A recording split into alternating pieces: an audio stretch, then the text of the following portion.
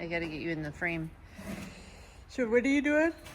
Well, this was our new water to air intercooler box, and it came from the manufacturer with a flange on the end of the inlet and outlet for clamping a normal silicone style turbo boot on, and we don't want any issues with those blowing out or blowing off, so we got some weld on T-clamp or C-clamp flanges.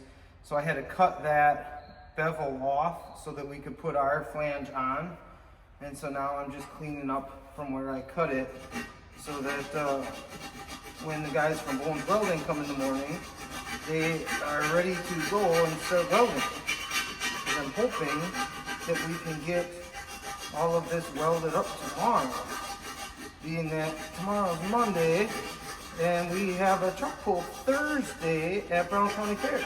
Oh, we didn't do a review of the last truck pull. Explain what happened there. Well, we went there and we pulled our truck and then we went home. Well, that was the first pull, which was, we got rained out Friday night. It was at Green Lake, Wisconsin. And so they invited us to come back and pull with their Saturday night show, which we were happy to do because, well, that's the idea, I like to do it. So that was the first pull with the new rear differentials with all locked up now, so all 8 wheels spin instead of 3 or whatever it was giving us. And I don't know how long it was broke, because when it went Friday night over there, it definitely worked better than it ever had before. But it was also pretty much the same pull with the new turbo, because when we went to ELM to pull there, we went like this far and then broke. So I was pretty happy with it. Like, it took off really good, best, like, phenomenal, like the best hole shot out ever. And top speed, we had 31.5 miles per hour. Yep, fastest we went. And it was pulling really good till about 300 feet, and then it was almost like it lost fuel. And that's what I felt like. Now, like in the truck, it felt like it lost fuel, but talking to a bunch of pulling guys and, guys that know more than I do, what we've come to figure out is the turbo that we bought came off a 4.1 tractor, and the tractor's cubic inch of their engine is smaller than our engine. And so the exhaust wheel housing was too small, and basically the engine could suck all the air in that the 4.1 inlet would pull in, but the exhaust housing was too restrictive and it couldn't breathe the exhaust out. So basically it was like about 300 feet, it was like pulling the choke on your lawnmower.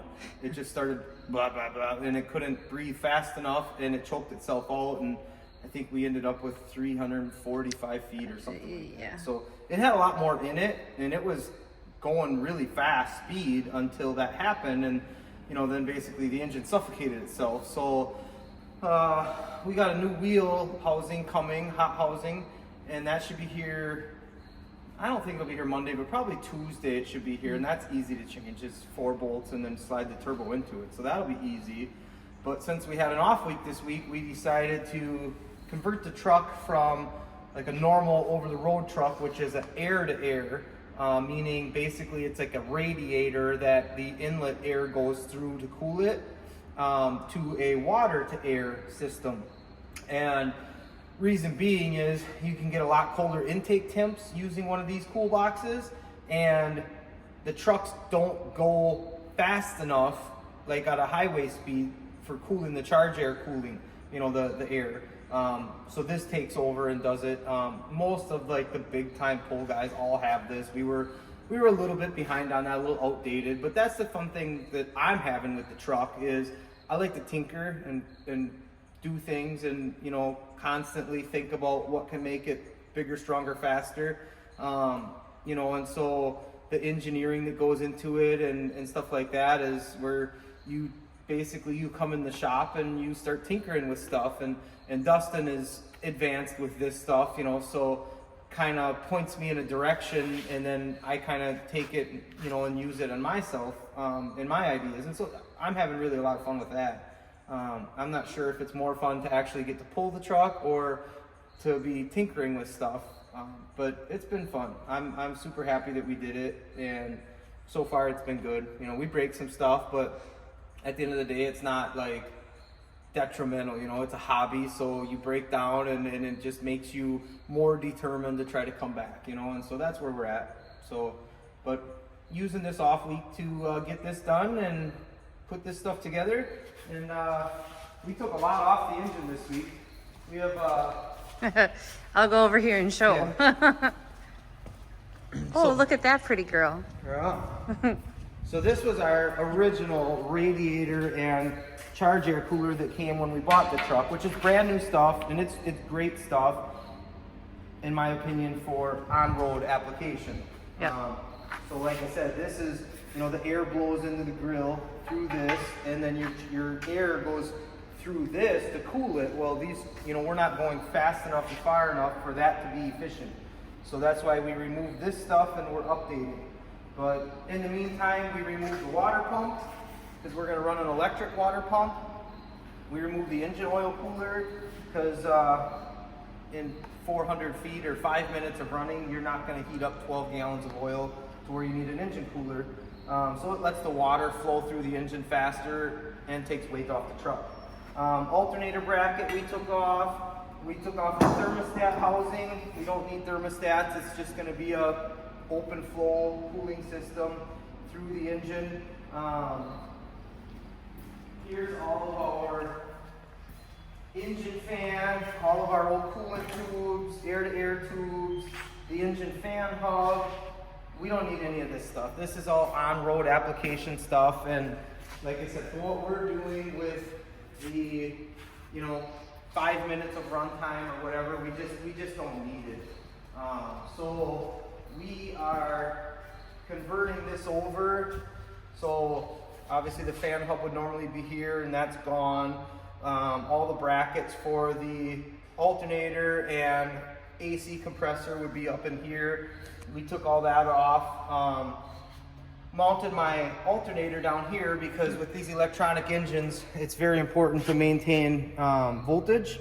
The injectors do not like, injectors and ECM don't like low voltage. So we're gonna stay running the alternator. We just relocated it down to a tighter spot so that it's out of the way of everything. Built this bracket. This is where our pool box is gonna go. I can show you that.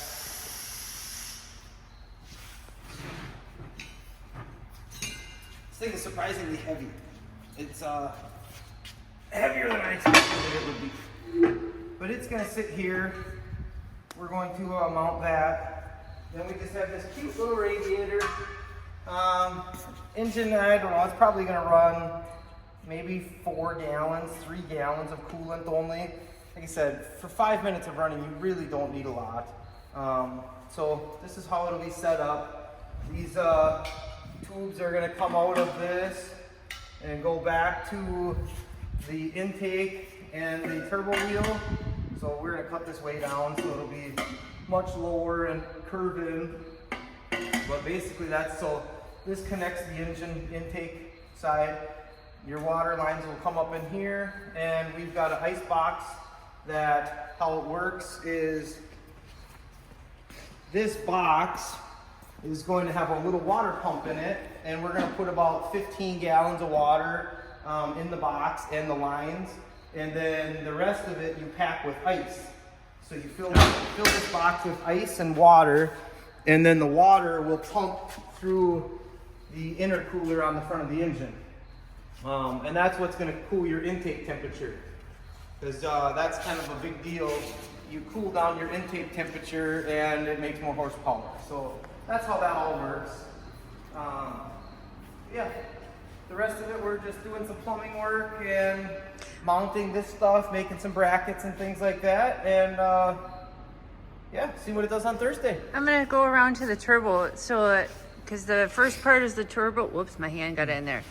This part right here is where we snuffed out. This is the intake wheel, and obviously the inlet. It sucks all the air in here, goes in, and it goes through this, and then this will cool it into the engine. It'll go through the head, through the engine, comes out the header, and this is the exhaust housing wheel. And so this is 132 size, and we need for our cubic inch like 140, 142 minimum. So we're gonna swap to a 142. So we'll just change this rusty cast piece and slide our turbo into it, and that's hopefully gonna make the difference that we're looking for. But yeah, so awesome. Basically the engine's just a giant air pump, and we're doing everything we can to pump more air and cold air. Cold air is key. So we're gonna get that done. Until next Thursday. Yep, we'll let you know.